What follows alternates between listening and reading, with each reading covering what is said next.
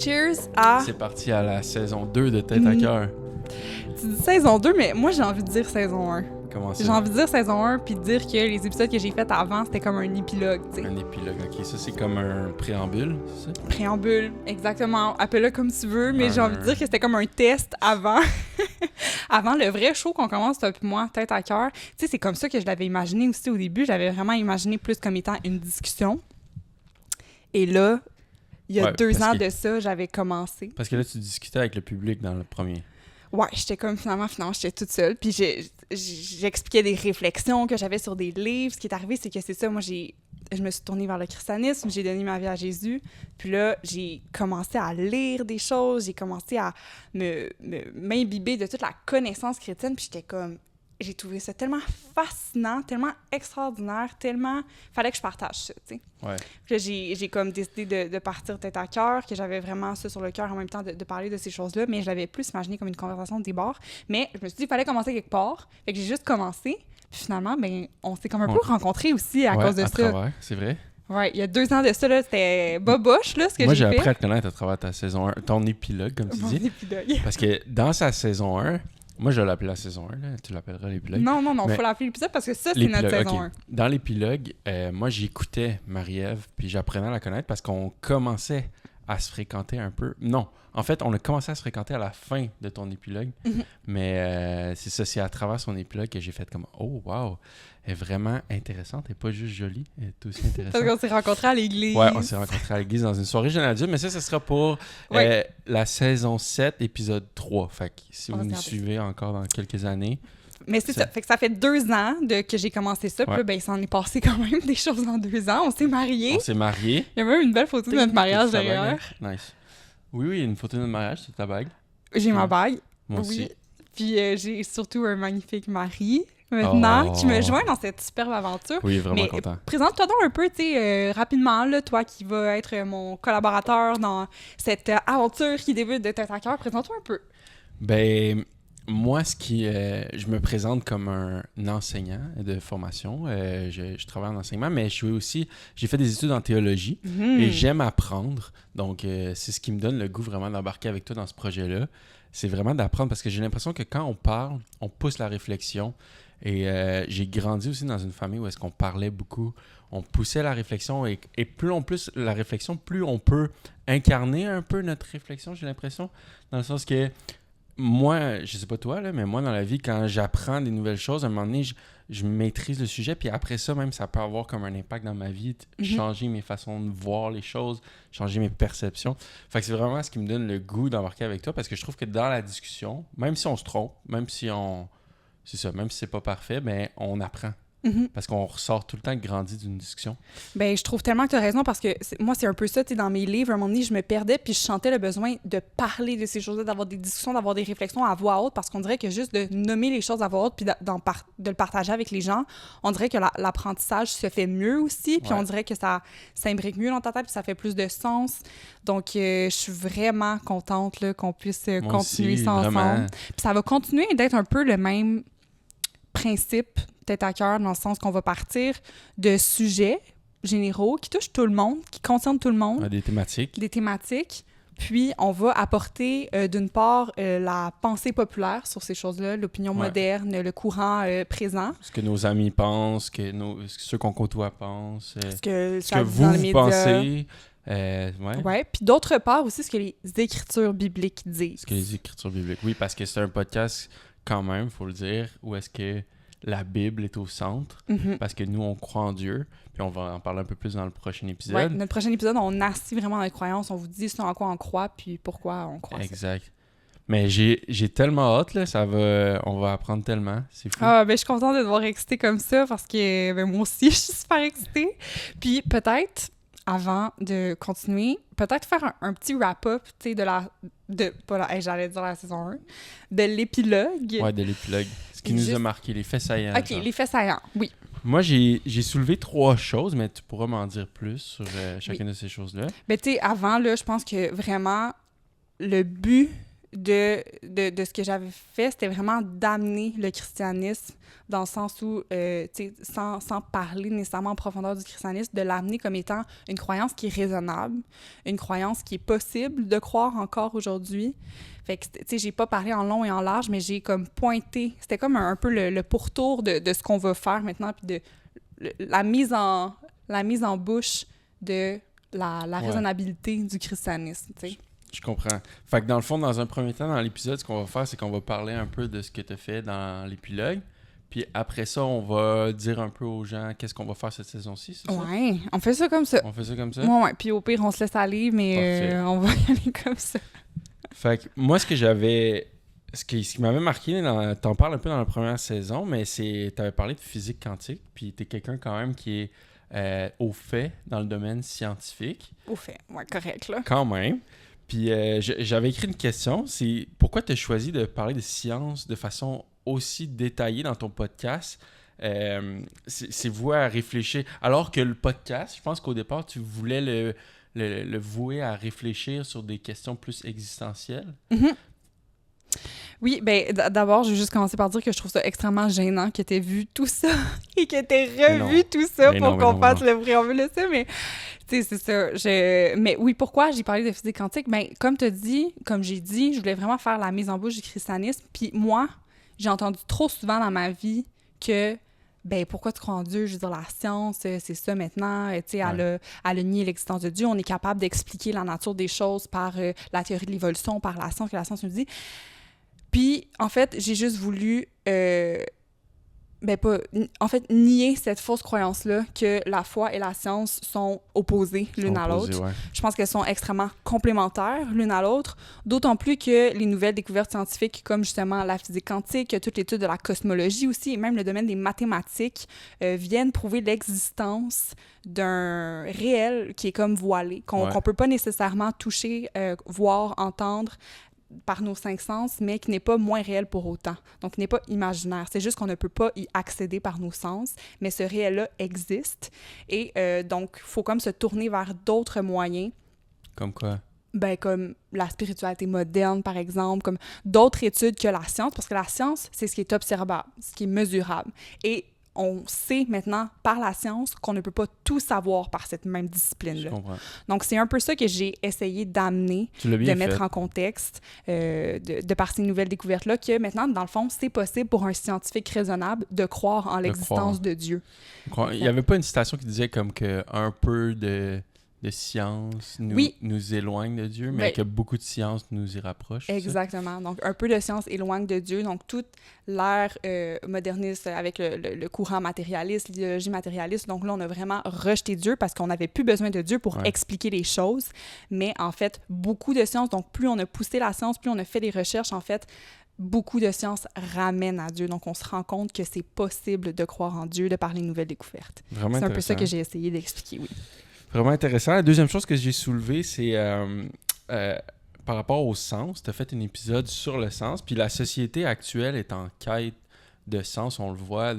En fait, l'être humain, je crois qu'il est continuellement en quête de sens, de sa vie, pourquoi on est là, qu'est-ce qu'on fait, c'est quoi notre but, où est-ce qu'on s'en va, qu'est-ce qu'on va donner à nos enfants. Puis, selon toi, est-ce qu'il y a des limitations à chercher le sens à travers la science uniquement?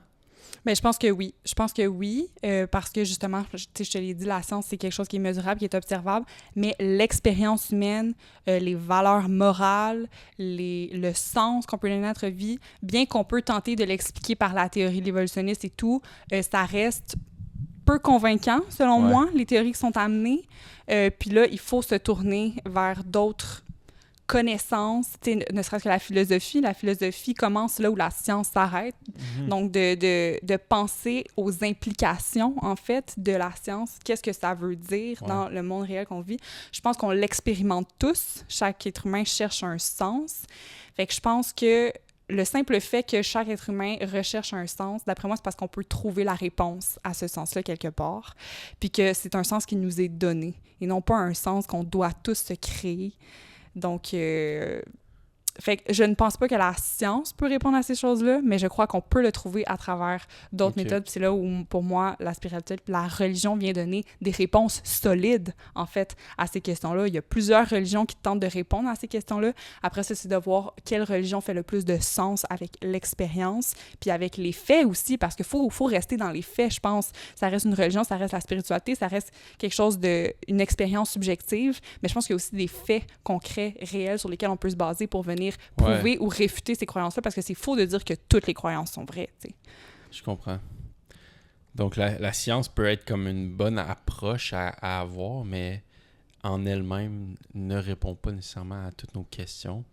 Mais reste que, exemple, te parler que les faits sont importants, ben en science, mettons, quand on fait une expérience, ben on se base beaucoup sur les faits, sur ce qu'on voit, ce qu'on observe.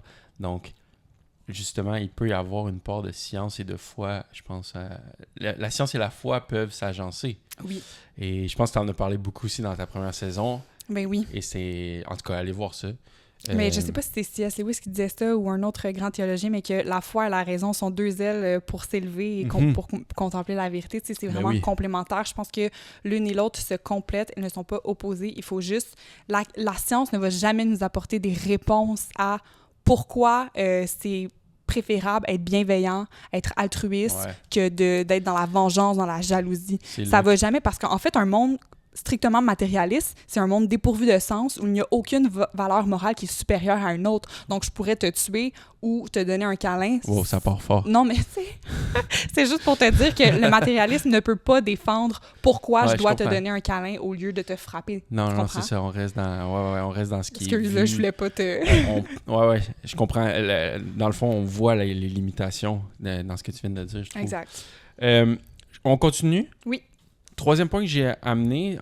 T'es cute. Pourquoi? D'avoir amené des petits... Ben non, mais juste 3 points, juste pour faire un retour. Comme ça, tout le monde va être intéressé, va pouvoir aller fouiller. Non, c'est vraiment pas nécessaire d'aller... Bon. Non, c'est vraiment... Non, mais vraiment... juste cette discussion-là, je pense que ça fait le wrap-up de tout. C'est juste pour relancer la deuxième saison. OK, deuxième saison. Première saison. Ma belle. Est-ce qu'une spiritualité est possible sans religion? Attends, je m'explique un peu, parce que au Québec, la religion a été quand même beaucoup rejetée, tu sais. Puis avec raison, à certains moments, parce qu'il y a beaucoup d'hommes, en tout cas, je ne ferai pas un cours d'histoire du Québec, mais il y a beaucoup d'hommes qui ont pris avantage, je pense, de la religion catholique. Et la religion catholique est venue briser des familles, est venue détruire, en quelque sorte. Et je pense qu'aujourd'hui, en 2024, exemple, au Québec, on est dans une société où est-ce que, par exemple, les jeunes de notre âge sont beaucoup détachés de la religion, mais sont en quête d'une spiritualité. Souvent, j'entends autour de moi, moi, je prie l'au-delà, ou je crois en l'univers. Donc, on croit à un être supérieur, des fois qu'on n'appelle pas Dieu, ou on croit à quelque chose, mais on est détaché de la religion. On est comme, non, moi, j'adhérerais jamais à une secte ou à une religion. Donc, est-ce qu'une spiritualité est possible sans religion? Bien, tout d'abord, j'aimerais commencer par dire qu'effectivement, je pense qu'il y a une connotation très péjorative là, du mot religion au Québec. Là. C'est ça, je pense qu'on a été extrêmement blessés par la religion, par le catholicisme, par l'Église, avant la Révolution tranquille des années 60. Puis ça, tu sais, je pense qu'il faut en parler aussi. Ben oui. Puis j'ai essayé d'en parler. Ça serait cool de faire une émission. Un moment donné, on reçoit comme quelqu'un qui est vraiment comme, je sais pas, un catholique, un prêtre catholique, tu sais, qui est ferré. Tellement. Mais qui est croyant aussi, qui est chrétien, parce qu'il y a beaucoup de catholiques qui sont... D'ailleurs, on a un groupe avec des catholiques qui sont croyants. Bière et Bible. Bière et Bible sont incroyables, puis c'est ça, en tout cas. Bref, ça serait cool, à un moment donné, de voir un peu à travers l'histoire. C'est ça. Mais je pense que c'est ça, que toute religion, même comme la science, comme n'importe quoi, ça peut devenir une idéologie quand c'est mis au profit de l'ego, de la domination, du pouvoir, de vouloir dominer. Comme n'importe quelle église. Comme n'importe quoi, en fait. Comme n'importe quel gouvernement, n'importe quelle église, n'importe quoi. Pas juste la religion. Dès que c'est mis au profit de la gloire personnelle, au lieu de répandre le message, en fait, central, tu sais, en fait, il allait contrairement à l'opposé de ce qu'il était censé enseigner. Tu sais, c'était contrairement... c'était complètement contraire à l'Évangile, à ce que Jésus enseigne. On n'était plus du tout là. On avait complètement inventé des choses. On a inventé des dogmes, on a inventé des rites qui n'avaient aucun rapport avec ce que la Bible enseigne. Fait que c'est juste de revenir à l'essentiel du message, pour moi, qui est important. Puis là, je me suis vraiment perdue dans ta question. C'est spiritualité moderne versus religion. Est-ce que la spiritualité existe sans la religion? Exact. Ben, je pense qu'il y a clairement un monde spirituel. Clairement, Ben oui. fait que d'admettre qu'il y a autre chose que ce qu'on vit, que ce qu'on voit, que ce qu'on vit ici, c'est déjà une part de vérité, à mon avis. Après ça, je pense, puis là, tu sais, tu sauras discuter avec moi puis réfléchir avec moi sur ça, mais j'ai l'impression que la spiritualité moderne, du moins de ce que j'entends, c'est très basé sur comme, va à l'intérieur de toi pour trouver des réponses, tu sais. Mhm. Développe des qualités qui te semblent bonnes, va vers ta vérité personnelle. Ouais. Et là, c'est là où moi, j'ai comme un inconfort avec ça parce que la Bible, c'est pas ça vraiment qu'elle enseigne. Ouais, La ouais. Bible amène vraiment la notion que la spiritualité, c'est se connecter à Dieu, c'est connaître Dieu pour mieux nous connaître, tu sais. Pour moi, la spiritualité, c'est se connecter à mon Créateur, à celui qui m'a créé pour mieux me comprendre moi. Ouais. Puis il y a une forme aussi, je pense que dans la Bible, il y a une forme d'obéissance, peut-être qui est un peu mal vue ces jours-ci, tu sais. Mais en même temps, si la spiritualité n'est qu'une question de sentiment ou comment je me sens, eh bien peut-être qu'un jour, un jour, je vais me sentir comme ça, puis je vais adopter telle spiritualité, mais le lendemain, je vais me sentir que j'ai envie d'aucune spiritualité, donc je vais faire peut-être ce que... Je vais me laisser aller à mes désirs, à mes passions. Mais tellement, puis c'est ça, tu sais, dans le fond, la spiritualité va dire « regarde à tes désirs, accomplis tes rêves et tout », mais la Bible nous met clairement en alerte à ces choses-là, dans le sens que notre cœur est mauvais, il a des désirs qui sont contradictoires parfois, qui sont chambranlants, qui sont pas nécessairement, tu sais, on peut le voir dans nos pulsions quand on est ado ou quand on est enfant, tu sais, on n'a pas nécessairement le réflexe de faire les bonnes choses. En fait, on se fait apprendre à aimer, on se fait apprendre à être altruiste. Donc, la Bible vient vraiment nous donner la direction. Ouais. Avec ce que tu viens de dire. D'ailleurs, ça m'a juste amené une image. Un enfant qui rejette sa nourriture quand il est jeune, exemple, là, qui la lance sur sa mère. Personne ne lui a appris à lancer la nourriture sur sa mère. C'est juste normal pour lui. En tout cas, bref, mais là, je rentrerai pas là-dedans. Ça m'a juste amené l'image que on va en parler longtemps. Là, naturellement, tu sais, c'est comme deux enfants qui jouent ensemble. Personne l'a appris à arracher le jouet de l'autre. Ben non, il faut leur apprendre le partage parce que les Exactement. enfants veulent garder leur jouet pour eux. Ben Donc, oui. tu sais, toutes ces valeurs-là qu'on considère comme étant bonnes, qu'on considère comme étant supérieures, c'est pas notre instinct naturel, en fait. C'est vraiment des choses qu'il faut apprendre. Mais pourquoi on apprend ça, tu sais? Fait que pour moi, c'est là où la Bible vient donner des réponses claires à pourquoi ces valeurs-là valent mieux. Ouais. Puis en fait, elle nous a été incarnée par Jésus. Exact. Puis on en parle beaucoup dans notre prochain épisode. Oui. De notre croyance, un peu plus au complet. Tu sais, là, t'as glissé que, selon nous, on est quand même de nature mauvaise. Mais ça, on va en parler plus au prochain épisode. Ouais, on va développer plus là-dessus. Donc, c'est ça. Vous pourrez nous suivre parce que c'est quand même un gros sujet. Ben, c'est un gros sujet. Je sais pas si on l'a bien fait. Là, on a filmé notre premier épisode déjà. Puis, c'est ça. Là, pour revenir, je pense qu'on a fait le tour du wrap-up de la saison de l'épilogue. De l'épilogue qui est nice. De l'épilogue de Tête à cœur. T'as très bien répondu à mes questions, d'ailleurs. Ben, écoute, merci. Mais je dois t'avouer que j'ai fait le tour de mes notes là, avant qu'on réponde, que je réponde à ces questions-là.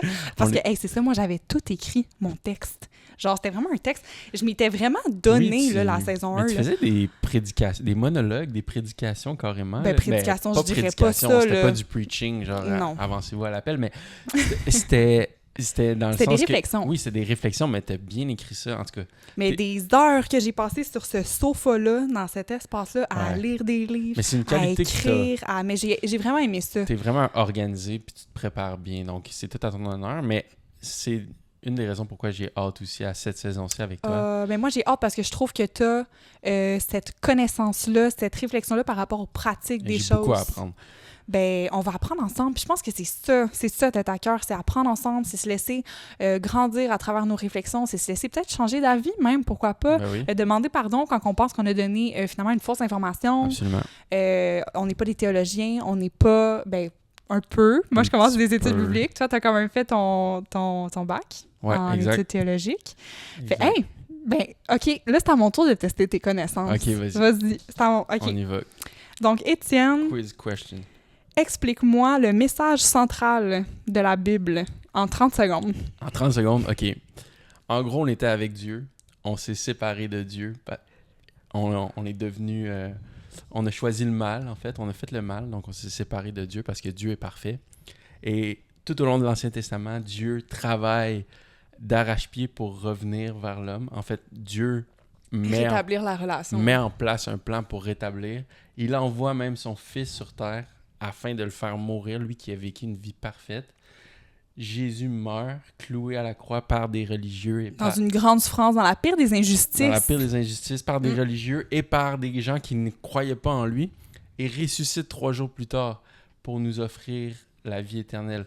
Et en fait, c'est la résurrection vraiment qui est le message. Racheter nos péchés. La mort et la résurrection de Jésus est le message central de l'Évangile parce que ça vient restaurer la relation qu'on n'avait pas avec Dieu. Maintenant, au travers de Jésus, on peut avoir une relation avec Dieu. Par la repentance. Explique-moi la repentance maintenant. Par la repentance qui est de faire un 180 tout simplement, c'est qu'on s'en va dans une direction et tout à coup on comprend qu'est-ce que Jésus a fait pour nous et on décide de complètement changer de direction. Comme quelqu'un qui fait un Montréal-Québec, qui se rend compte à Trois-Rivières, qui se rend compte qu'il était parti vers Sherbrooke. Là, à Sherbrooke, il se dit « Hey, non, ça fonctionne pas, là. Je m'en vais pas vers Québec, je m'en vais vers Sherbrooke. » Et là, il se tourne de côté et il retourne vers la bonne direction. Je sais pas si c'était la meilleure image pour expliquer. Non, c'était pas la meilleure. Ben oui, mais c'est parce que le mot je vais essayer. Okay, moi, une image que j'ai vue dans un documentaire, c'est comme... Tu sais, souvent, on va donner l'exemple de quelqu'un qui est en train de se noyer, puis Jésus lance la bouée, puis on s'accroche. Mais en fait, on n'est pas en train de se noyer, on est mort. On est mort dans le fond de l'eau. Puis Jésus vient nous prendre. Oui, absolument. Et nous redonner la vie éternelle. C'est vraiment le sang de Jésus sur la croix qui a racheté nos péchés. Puis ça, c'est toutes des notions que vous êtes genre « Oh my God, si vous n'êtes pas croyant. » Puis on aimerait ça. Là, j'ai dit pas croyant, j'aimerais ça expliquer ça après, mais moi, j'aimerais ça qu'il y ait autant de personnes qui croient pas en Dieu que de personnes qui croient en Dieu qui écoutent notre podcast. Parce que je pense que tu te situes dans un camp ou dans l'autre, je pense que c'est essentiel. Pour moi, là, c'est essentiel de comprendre pourquoi tu te situes dans le croyant. Tu sais, souvent, on va dire, vous les croyants. Mais hey, toi aussi, t'es croyant, là. Ouais. Si tu crois pas en Jésus, c'est parce que tu crois en autre chose. Exact. Puis ta croyance, elle est fondée sur quoi? Pourquoi tu crois en ça? Explique-moi. Tu sais, souvent, on dit, pourquoi t'es chrétienne? Tu sais, pourquoi tu crois en Jésus? Je suis comme, toi, pourquoi tu crois en rien? Tu sais, pourquoi tu crois que, comme, il n'y a pas de Dieu? Tu sais, je pense pourquoi que tu les crois gens que Jésus était juste un homme? Exact. Je pense qu'il faut être capable que tu te situes dans un camp ou dans l'autre, d'être capable de défendre ta position puis d'avoir des faits solides. Solides. Des arguments solides. Des arguments solides. Ouais. Excuse, là, je non, me suis laissé emporter dans une vague d'émotions. Excuse-moi pas, là, il y a un nuage qui marche en plus. C'est parfait. Je sais pas s'il va monter sur le podcast. Tant qu'il miaule pas, on est correct. Parfait. Fait que, qu'est-ce qu'on attend pour la saison 2? Ben, des nouveautés quand même. On va avoir un nouveau logo. Ouais, nouveau logo. Ça s'en vient. Parce qu'on aimerait ça. On aimerait ça aussi faire des vox pop. Oui, on aimerait ça faire des vox pop. Je n'ai supprimé quelques-uns, mais on va en refaire. Ça, c'est une autre discussion. Là, on est allé filmer, puis finalement... Il a supprimé les vidéos. Moi qui avais pris mon courage à 2 mains pour aller poser une question aux gens, il avait tellement bien répondu en plus, puis t'as supprimé ça, notre beau travail. Puis je trouve ça un grand défi pour moi, aller faire le vox pop, mais je trouve que ça va enrichir en même temps, je pense. Absolument. C'est d'aller vraiment capter l'opinion populaire des gens dans les rues, de comprendre ce qu'ils veulent sur les sujets qu'on veut aborder, puis ensuite partir de ça, partir de ce que les gens nous disent pour commencer nos réflexions. Fait qu'on avait pensé ça. Autre chose? On va changer de décor, on va se promener un peu. Fait qu'on sera pas toujours avec ce beau décor. Remarquez, bien correct, le nuage est monté. Mais on va se promener, on va aller chez les gens. On va aller rencontrer les gens. On va aller rencontrer des gens, pas n'importe qui, mais des gens qui ont vraiment quelque chose à dire sur le sujet qu'on aborde dans le moment. Donc, quand on va faire une thématique, exemple, on a une thématique sur le mariage, eh bien, on va aller parler à des experts, de gens qui ont vécu plusieurs années de mariage et qui aident même d'autres personnes dans leur mariage. Donc, le décor va changer. Des fois, l'emplacement va changer, mais la qualité du son va rester bonne.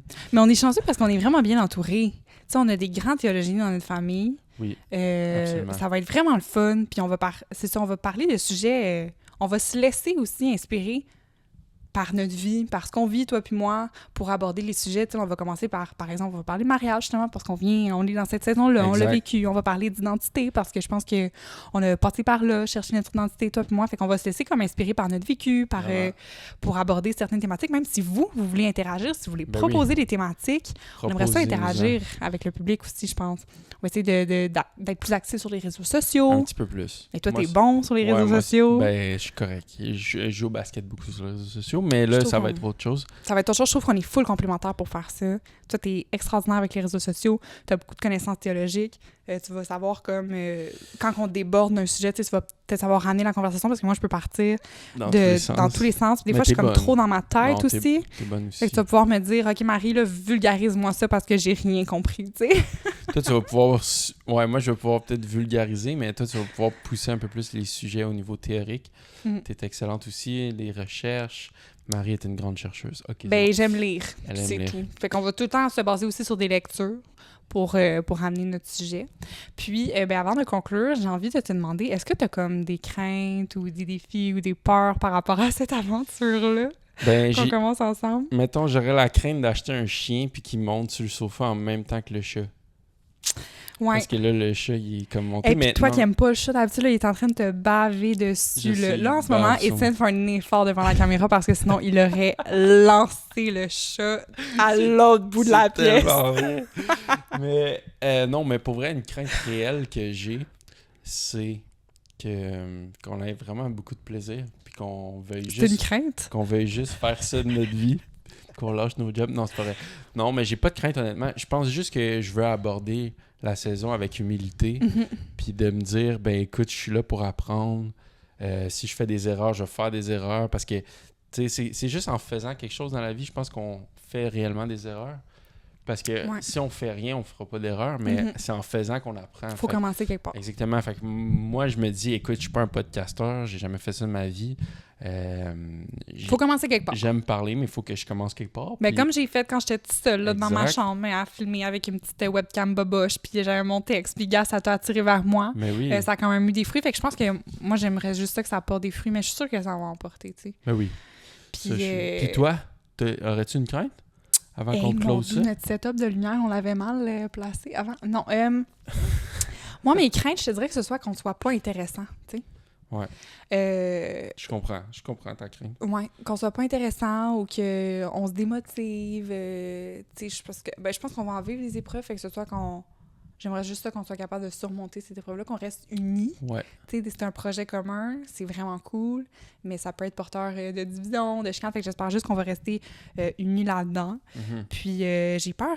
Il faut. Tu sais, des fois, on dirait que je veux comme tellement tout dire sur un sujet, tu sais, mais il faut comme, hey, c'est pas grave, on va revenir. Tu sais, mettons, là, on a filmé notre premier épisode, là, je le regardais, puis j'étais comme, on n'a pas dit ça, on n'a pas dit ça, on n'a pas dit ça. Fait qu'il faut que comme... Faut let go un peu. Ouais, c'est ça. Faut laisser aller les fois qu'on oublie, puis se dire, on va le ramener dans une autre épisode. Exactement. On va l'oublier des fois, puis des fois, on va mettre l'attention sur quelque chose qu'on voulait pas nécessairement mettre l'attention, ou moins mettre l'attention sur... Puis je pense que c'est correct. C'est dans notre imperfection dans notre imperfection, mais je pense qu'on va quand même aborder les sujets au centre. Puis c'est pour ça qu'il va y avoir peut-être une 3e, 4e saison pour faire mieux, pour rendre ça plus intéressant. Ce serait le fun. On va commencer par une. On est dû pour enlever ses griffes.